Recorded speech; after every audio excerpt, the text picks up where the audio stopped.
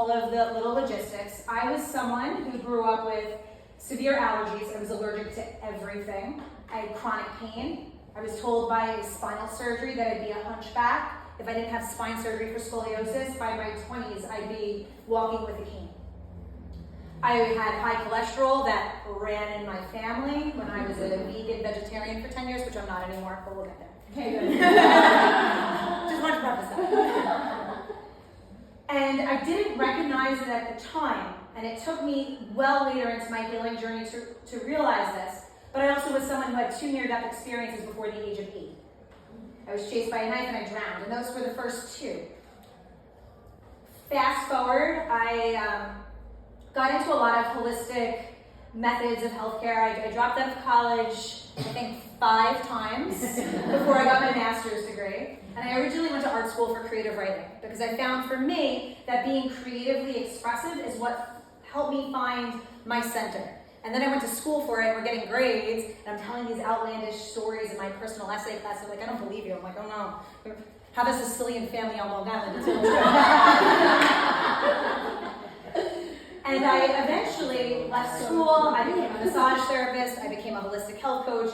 I've done maybe 5 different yoga teacher trainings. I'm a Reiki master. We could go down the list. I'm a licensed acupuncturist, so on and so forth. And I found through these different holistic methods that a lot of my chronic back pain as a kid was going away.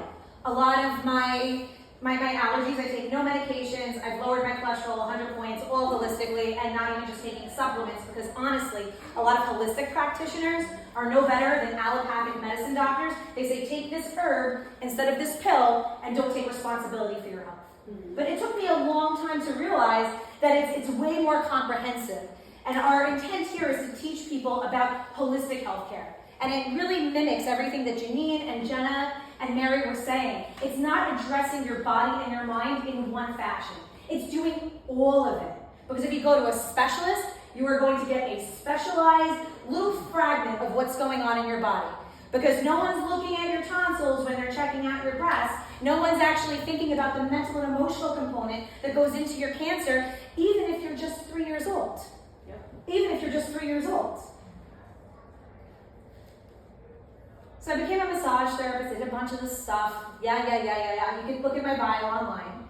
And then I graduated my first yoga teacher training. I never wanted to be a yoga teacher. I was just doing it for me. I was already a licensed massage therapist. So I was 22 maybe. I graduated my first yoga teacher training. Never going to teach yoga. Picked up a class 4 days later. And I taught my first yoga class. And then I did an in-home massage because I would hustle and grind because I'm from New York. And driving home, I drove a stick shift Scion T-Sting because my mother said every young lady should know how to drive stick, like poker, shoot a gun. I did all 3, and I went home center. I'm driving home and I got T-boned by a Dodge Durango of 18-year-old girls on Memorial Day weekend. They hit the passenger side of my car. I had one of those lovely experiences of seeing a boyfriend who passed away when I was a teenager up in the air, and actually seeing my body get cut out of the car from outside of myself. I had 39 stitches to the right side of my face, and I incurred 3 traumatic brain injuries. I was black from here to here. My left side of my body was probably twice the size from inflammation and swelling and lymph. It showed up in my thermography scan. She's putting me on a regimen, so go to Shane. And the biggest piece was, I was told by a neurologist that I would have a permanent speech delay and learning disability. Wow. I was told by a neurologist that I'd have a permanent speech delay. He was wrong. And learning disability. And it's interesting because up until this point, we don't really delve into our story so much until we're forced to. My whole identity, I was bad at sports. When I told my mother I was going to do a yoga teacher training, she's like, honey, you trip over your Velcro sneakers. Stay at school. I had a 4.0 average, and so I had brain damage. And it was like my whole life blew up. I remember going and being like, well, what can I do to get better? And I remember the neurologist telling me, brain cells don't grow back. He sent me to a psychiatrist to learn how to start having coping mechanisms, which makes sense to a certain degree with my permanent disability. I failed every neurological test. The psychiatrist wanted to put me on medication for depression. I told her, I'm like, no, fuck, I'm depressed. I'm like, look at me, you can be depressed too. I don't think I'm balance.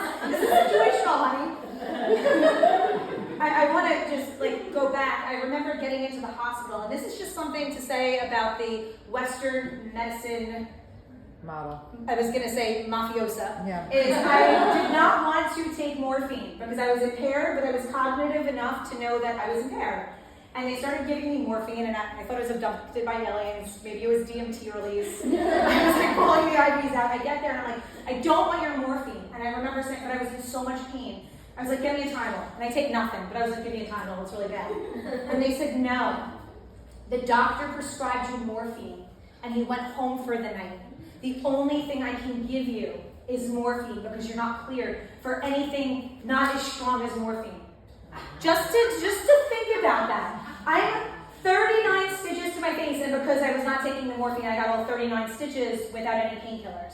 So I was like, and then I signed myself out against medical advice.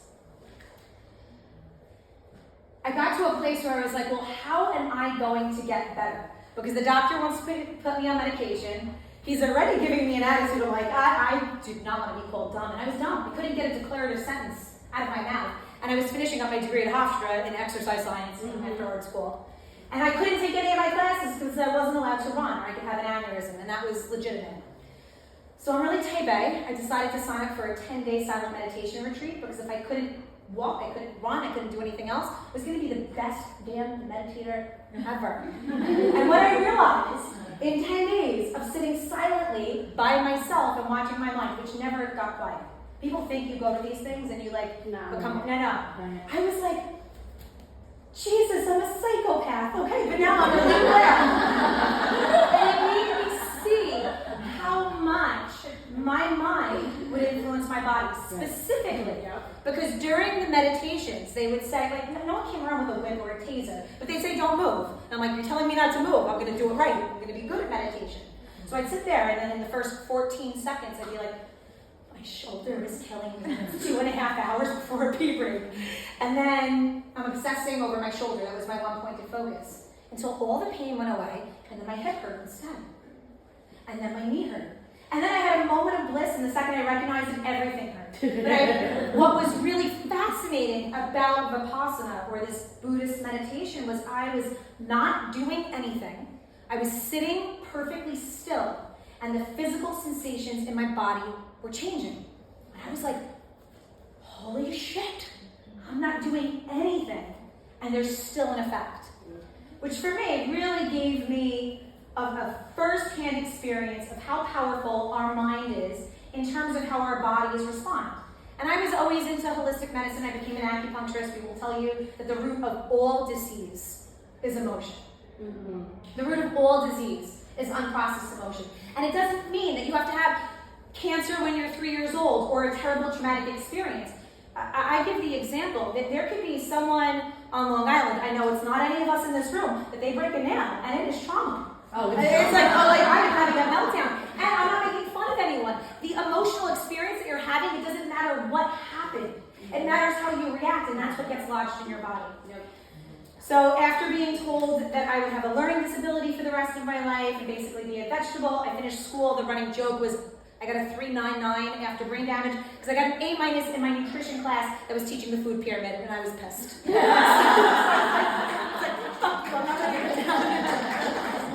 So I graduated college. I was, 25 years old, and I went to a Starbucks one morning because I was like, I need to get a master's degree to do something. I wrote a 30-page business plan at Starbucks at 6 in the morning. I was driving to my mother's house to tell her I think I want to open a business. I found a place for rent on the way there, and I did all the construction and opened in 3 months. Wow. So we opened Emerge in 2012 in Belmore. I met Jen through a business owners mastermind group, and I'll share this. Jen thought I was annoying when she met me. I was loud and annoying. Can you imagine me being loud and annoying? And I didn't think Jen was that smart because I didn't think she charged enough money for her services. And I'm like, and now Jen, who used to work on Wall Street, pays all the bills here. I haven't actually looked at how much money is in the bank in a long time. It's working because of Jen. But so funny, we think about how we have those initial reactions, and she's the person I met, and then we were able, because working in a team really helps you expand. And I shared with Jen, what I noticed for myself is, even in holistic medicine. Even in natural medicine, you're going to have this functional medicine doctor who's going to look at your blood work and give you all of these supplements. Yep. And they get a kickback for all the supplements, the same way the doctors get a kickback from all their pharmaceutical drugs. And I'm here too. I'm a businesswoman. I'm here to make money.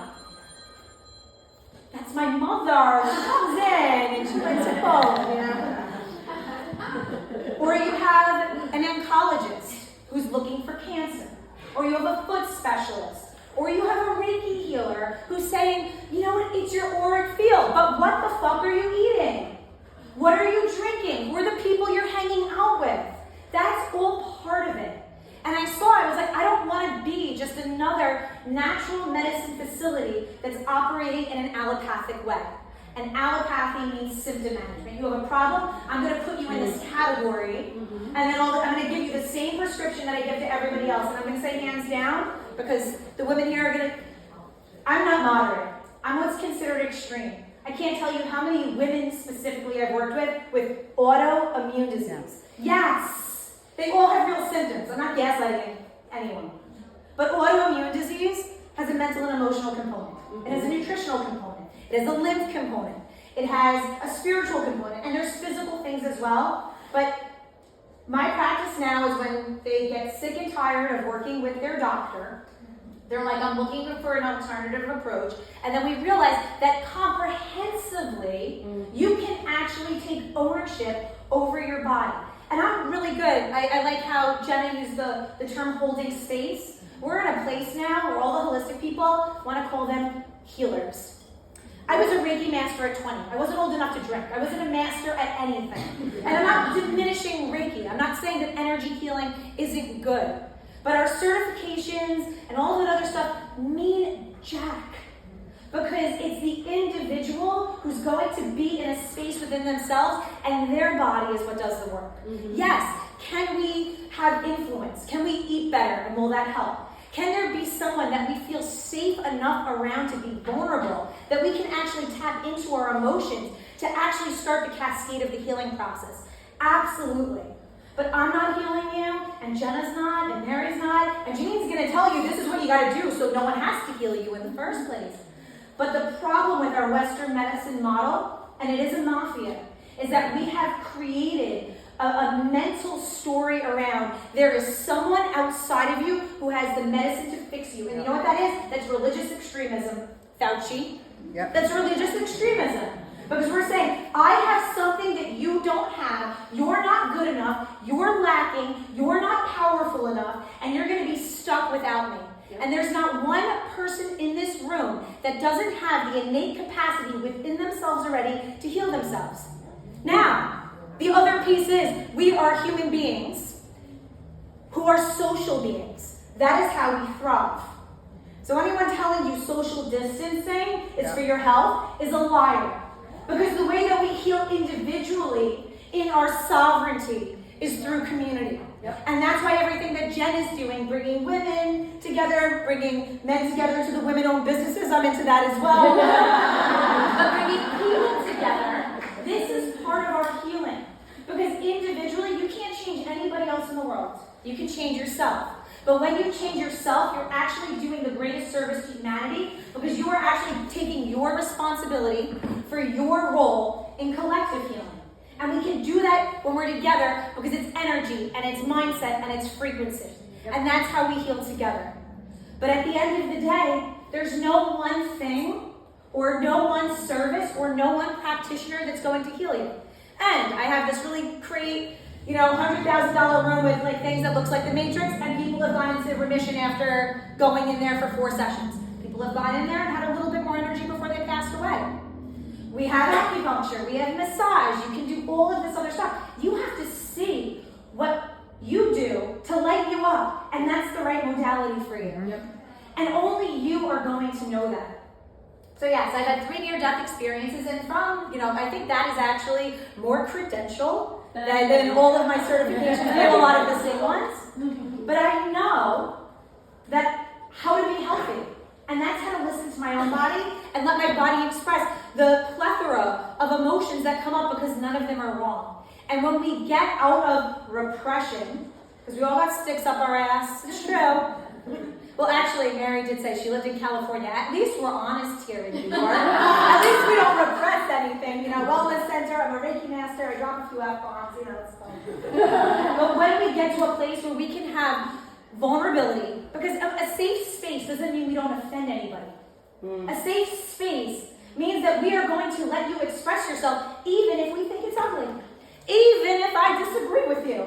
Yep. Even if I think, that's freaking nuts. But you know, you're allowed to have that there. And then when you can express yourself, you might change your mind, you might not, but you're going to heal. And at the end of the day, the big take home is every single person has the power to not just change their lives, but to set themselves up to thrive. Yep. To set themselves up to thrive. And our symptoms are complicated, but health is very simple. And if they're ever giving you a complex approach to your health, I would get a second opinion. I would get a second opinion. Get a third, get a fourth. So just with all of that, I want to preface that it was such a pleasure to meet the women that were speaking before me as well, because we all do similar things in a different way, and we do different things, and the best approach to healthcare is comprehensive. So I made sure that before we set this up, and that's why I want to speak last, is that Jenna, I don't know when it is, next month I printed flyers, is going to be doing a workshop here, bringing you through movement with all of your chakras, and it's not a yoga class. So you can find that it doesn't have to be yoga to tap you into energy, just different ways of moving your body, because when you are in embodiment, that's when you heal. Mary is going to be doing a breathwork class at some other point. It's written on the flyer. Because I will say, as someone who has spent many times in the jungles, breathing is great, and you don't have to throw up. Yeah. It's great. There's no bugs. We're very clean here. Janine offers thermography once a month here. Janine's also a health coach, and I send her a handful of my patients that I'm working with acupuncture and circulation and all of that other stuff, and diet is a huge part of that. So every single person who spoke here, we're all collaborating together to offer things in this facility because we've got a lot of space.